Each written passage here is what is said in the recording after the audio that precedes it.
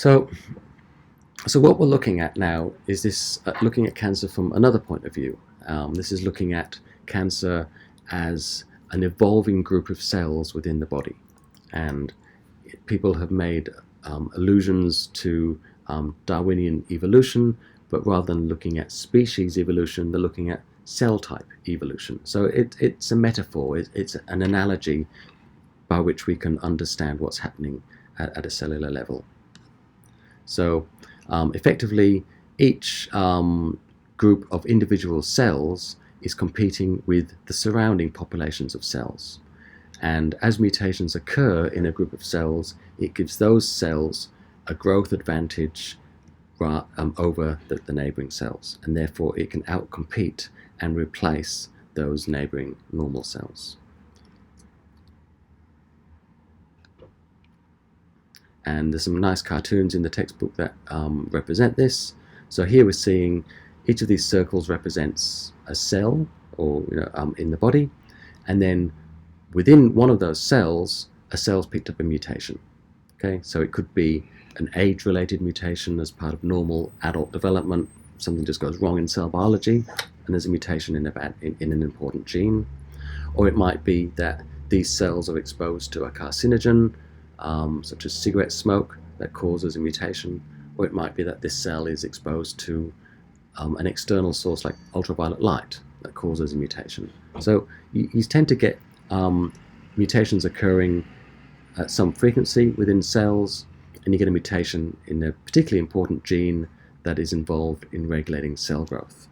Now, that cell will grow at a faster rate than its neighbouring cells that haven't picked up the mutation, and therefore you get a population of cells now out-competing the normal cells around it. So effectively, this cell is being amplified in comparison to its neighbouring cells. Because remember, these are all cells which are undergoing replicative growth, such as cells of the epithelium, of the colon, or other tissue. And then the important thing is then within this population of cells, another mutation occurs, which gives this individual cell now, with the green mutation, a growth advantage over the neighbouring cells. And then this leads to another population outgrowth of this population of cells, which can outcompete both the normal cells and the cells with only the first mutation. So we have this second clonal expansion of cells. And then clearly this is a recurring theme. Somewhere within this population of cells, a third mutation occurs, which gives that individual cell an enhanced growth characteristic over its neighbours, whether it be the mutated ones or the normal ones, or whatever population of cells there are. This one can grow faster. And it's an evolving multi-step hypothesis where you're getting multiple hits in a population of cells over a long period of time. And this gives rise to a succession of phenotypes. Okay, so that pathway showed a fairly linear succession of mutations in a group of cells. In actual case, the progression is more complicated than that, and there may be some diverse populations of mutations occurring simultaneously. So, and also we have different cell types in the body. We have these stem cells. Remember, at the base of the crypt, we've got the stem cells, and then these are giving rise to cells which are pushed up into the villi, those little protrusions, and then these these cells exist for a period of time, and then they basically break away and are removed from the body.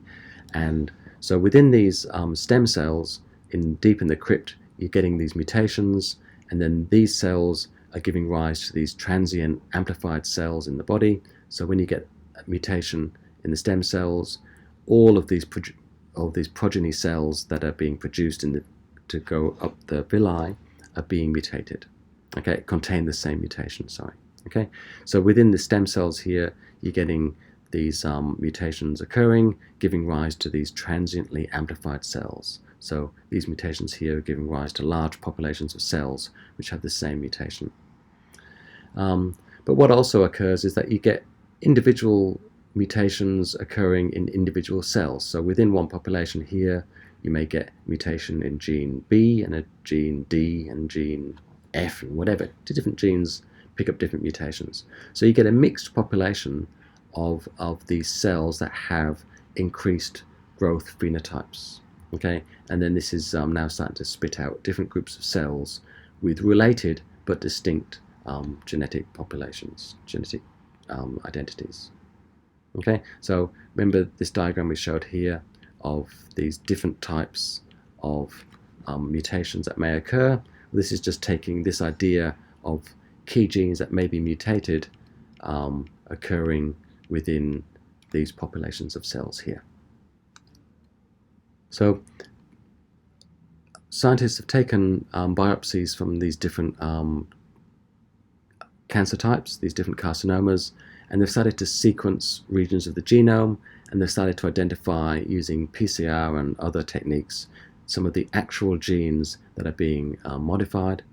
And for instance, if you're looking at genetic lesions within a particular cancer type from different patients, one patient may have, they may share mutations, for instance, in P53, but they may have different genetic profiles of different genes that have been mutated. So different cancer types, so cancer samples from patients with the same type of cancer can have different lesions identified. Okay, so it's difficult to predict what the actual mutant genes will be within a particular individual, but you can have a good guess at this. There's a whole bunch of likely candidates, but there are also some unknown factors as well. So there's a range of mutations that can occur in each individual, which make the cancer very difficult to characterize and to treat, because it's slightly different in each patient.